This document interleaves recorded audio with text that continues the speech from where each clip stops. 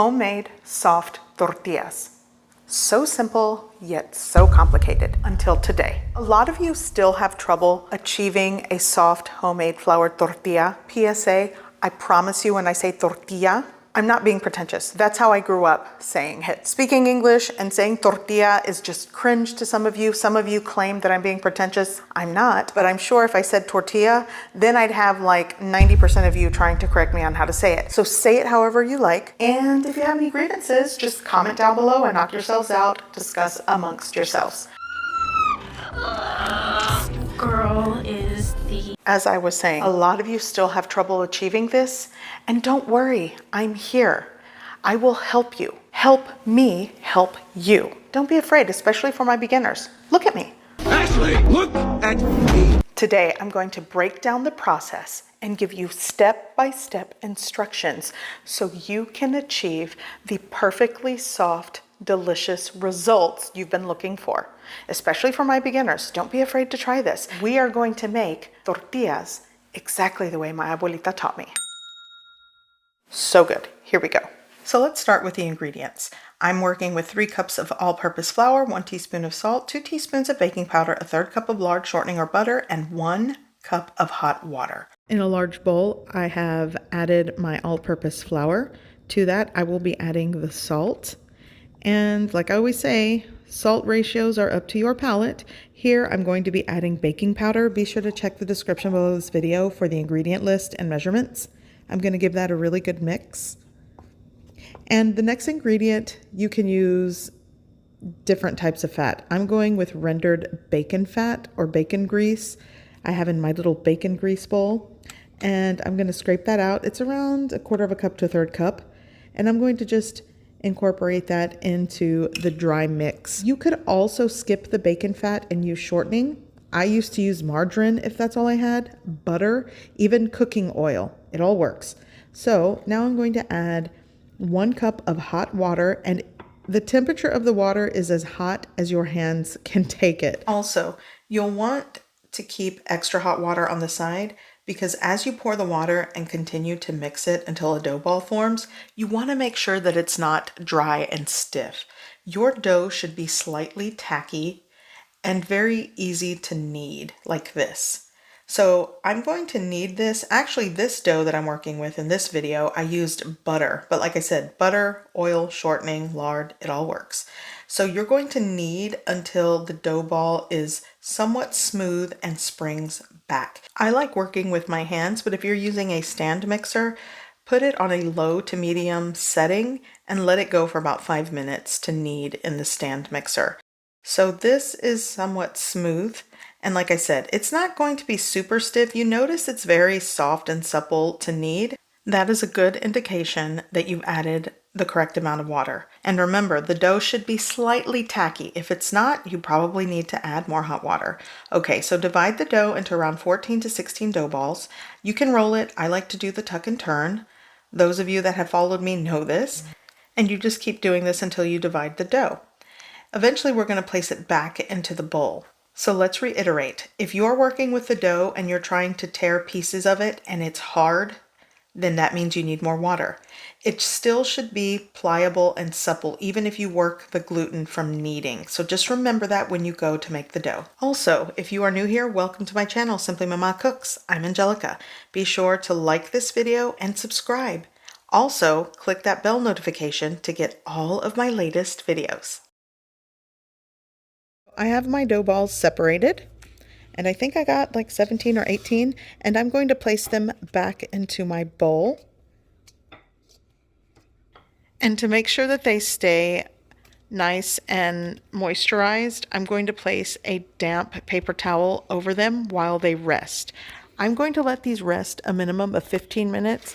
Sometimes I go as long as 20 to 25. It just depends if I remember. So my dough balls have rested for about 20 minutes, and I'm going to start rolling these out. And as I press on them, they are so soft and tender, and that's what you want. If they are too firm and spring back to the touch, the dough needs to rest more. You're going to have a tough time rolling these out. So I'm dusting my work surface lightly with flour, and I'm going to start rolling my dough ball into a round tortilla. And for my beginner cooks that are doing this for the first time, even if it looks like Italy, it's gonna taste good. Keep going. Practice does make perfect. So you're gonna roll this out, turn it, flip it, dust it, and continue rolling until you get a round shape. If you see that it's shrinking back and it's not stretching out, that is the indication that you need to let the dough rest further. So just know to look for that and try not to work too much flour back into the dough, because that also will make your end result crispy, hard, or it will not be soft. So not resting the dough long enough or working too much flour back into the dough are variables that will not yield a soft flour tortilla. So the first one is rolled out, it's going onto the side of the bowl. You want to let this rest. And the next important thing will be preheating your griddle. You'll want to preheat your griddle right before smoke point. See these little wisps of smoke? That's what you want. Now, if there's too much smoke, that means that you will burn the dough before it cooks. So when you place the tortilla on the griddle, it should start to react within the first 5 seconds. If it doesn't, then that means your griddle is not hot enough. You need to turn the heat up slightly or preheat it longer. So as you can see, there's little tiny air pockets or bubbles. That's a good indication that you have a well preheated griddle.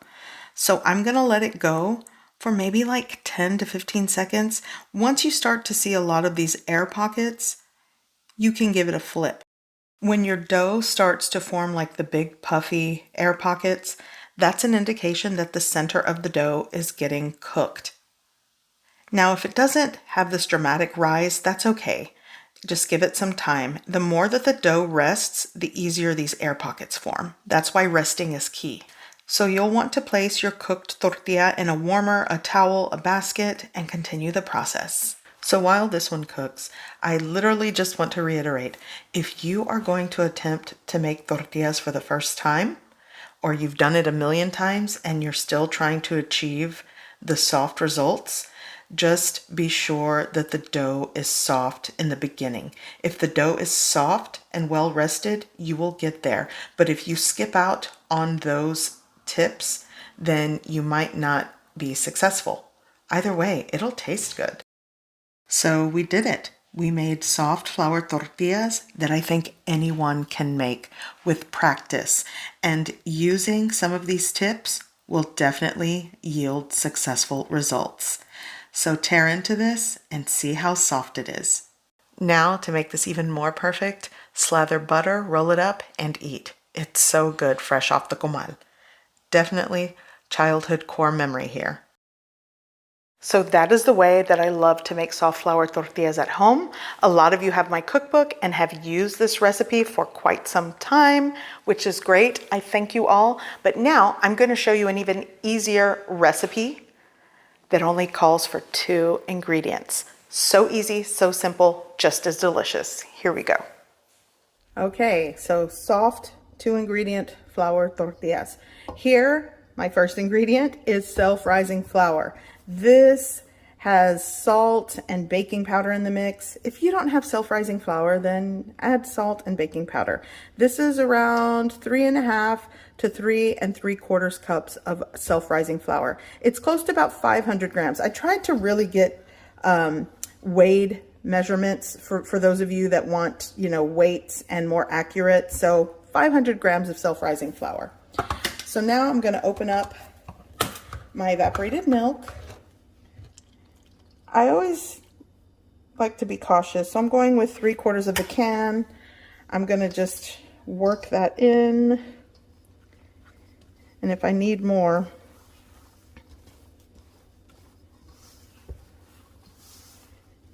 I'm going to go in with the whole can.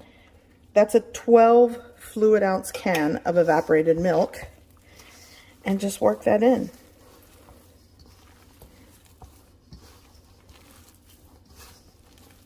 And I'm going to knead this and bring this together in the bowl first, and then I'll knead for an extra 10 to 15 minutes on my work surface. Okay, I'm going to take some flour, and I'm going to flour my work surface. And my dough is still tacky. Whoops. You see it's still stuck, and that's okay. I'm going to work in some of this flour on the work surface, and I'm going to knead this until I get a smooth dough ball, or smooth as I can get it. It's not going to be perfectly smooth. And eventually all this tacky flour is going to come off of my hand. So just keep kneading this in. And you don't want to put too much flour on the work surface unless it's really, really tacky. Then, you know, add a little more flour. But you want to make it workable, but it should still be kind of soft and tacky to the touch.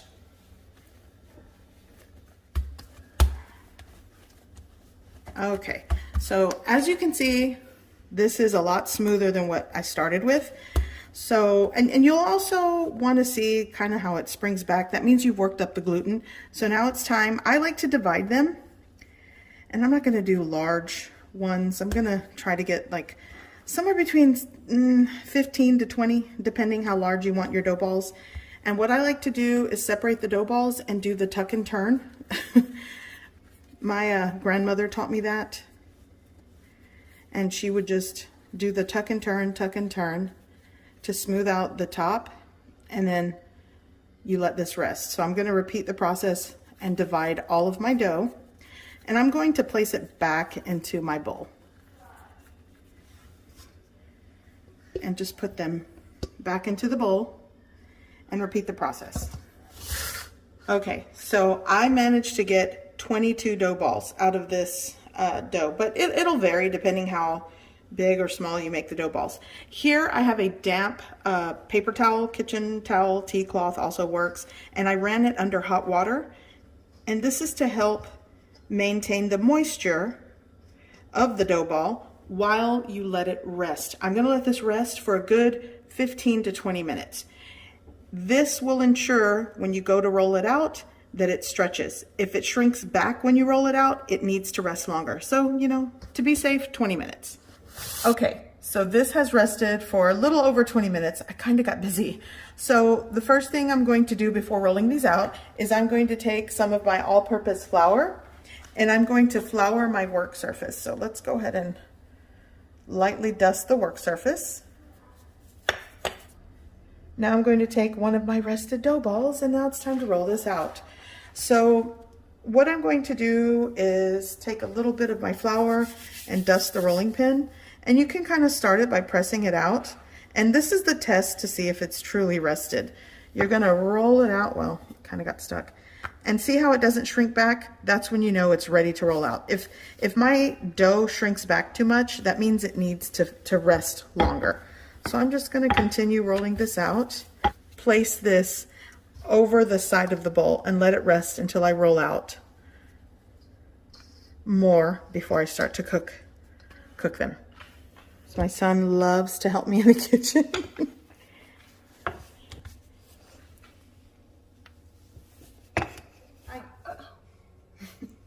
Okay, I'll let him roll that one out. So I have several rolled out, and they've been hanging out for like 5 to 10 minutes on the bowl. So now it's time to cook these.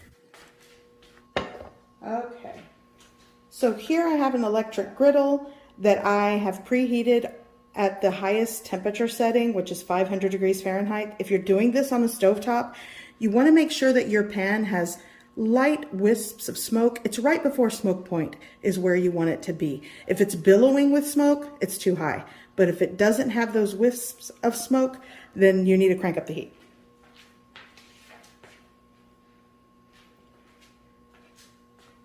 Okay, going on with my first one.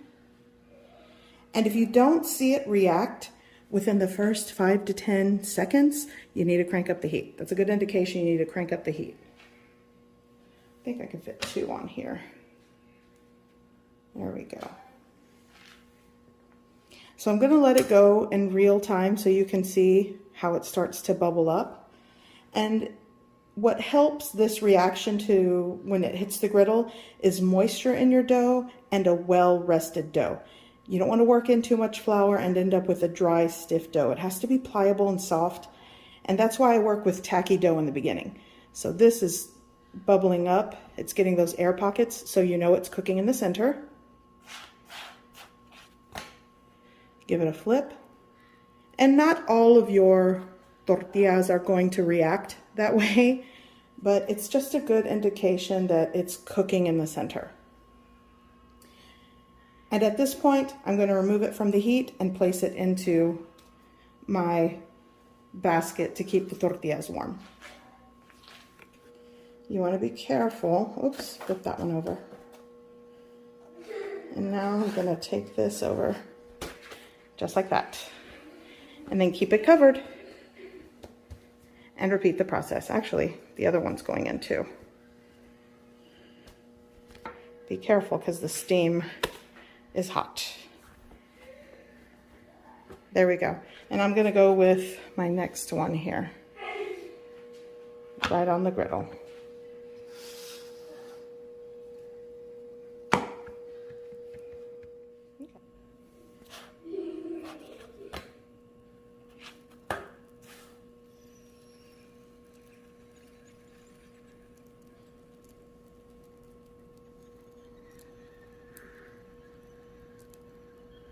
Okay, so my tortillas are done.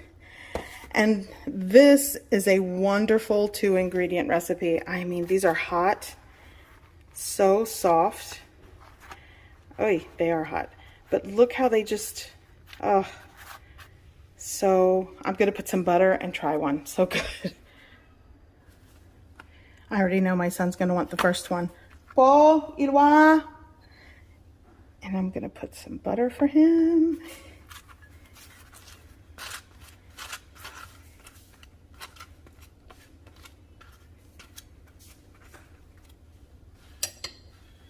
You roll it up. Oh, fresh tortilla with butter, so good. So those are a couple of the ways that I love to make soft flour tortillas at home.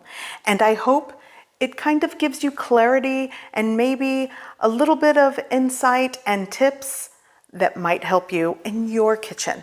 A lot of us have abuelitas that we learned from. We watch them in the kitchen. We watch them make tortillas. So just take from memory, find the recipes on the internet that you resonate with and go with that. Practice makes perfect, and in the end, it probably will taste good. So I hope you give these recipes a try. I hope you like them, and thanks for watching. Bye.